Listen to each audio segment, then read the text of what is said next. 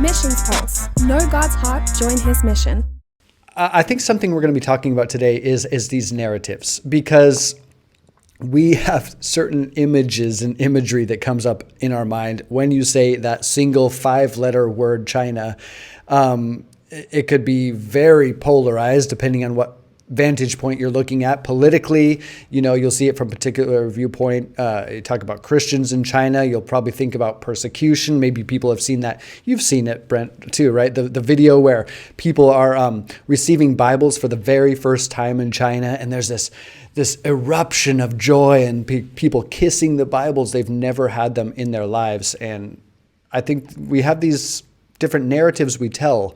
What are you seeing right now that perhaps needs to change in our narrative of what is taking place in China today? Well, I think over the years that I've been involved in China, there have been kind of 4 dominant narratives that stand out. The first, obviously, is the persecution narrative, the narrative of the persecuted church. But then out of that flows the needy China narrative, which you kind of just alluded to now. This church is in survival mode. It needs our help. There's a lot of things we can do for them.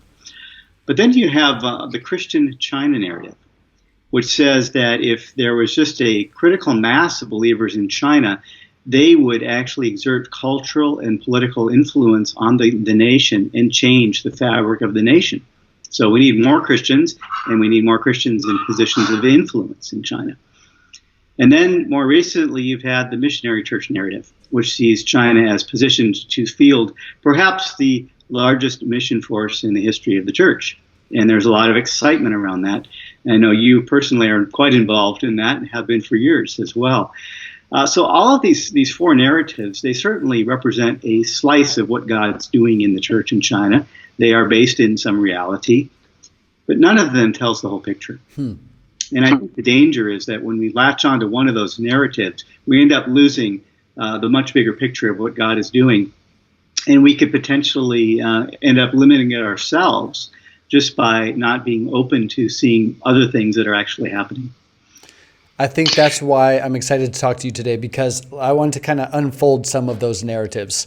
When I first arrived in China, well, it was 1995. I think I was 16 years old when I first landed in China, smuggling Bibles from Hong Kong into China. And I could have written a book about China back in that time. And then I moved to China, and a couple, months in, I thought, well, these nuances are starting to confuse me a little bit. I think I could write a blog post about China. About 23 years in, I can tweet about China. I mean, there's certain things you cannot pigeonhole and say China is this and China is that.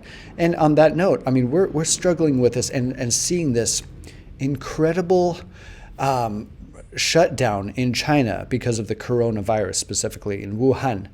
What is that narrative? Again, is this retelling another aspect or facet of a narrative of China that people are misunderstanding? Or can you explain what's taking place in China via the coronavirus?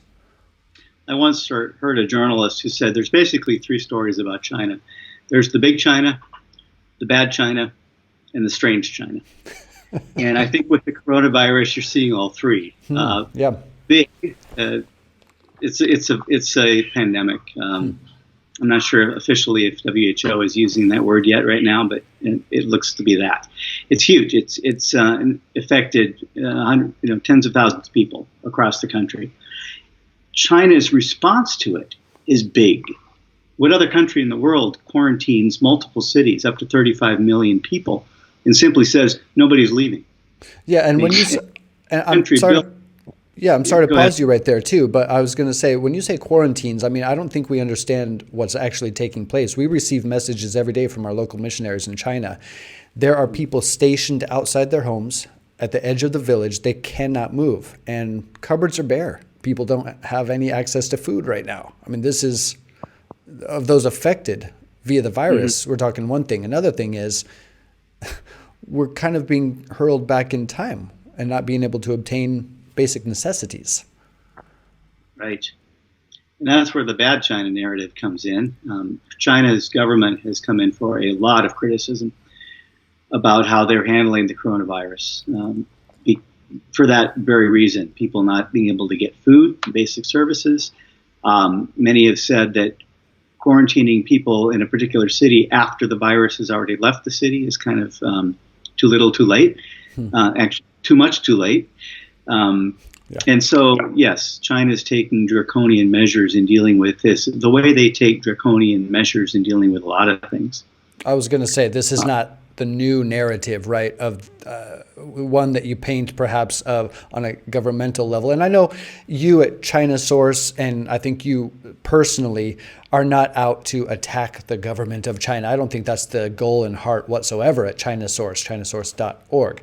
But there are times you need to address the reality of what some might consider the regime of China, and that is part of the storyline.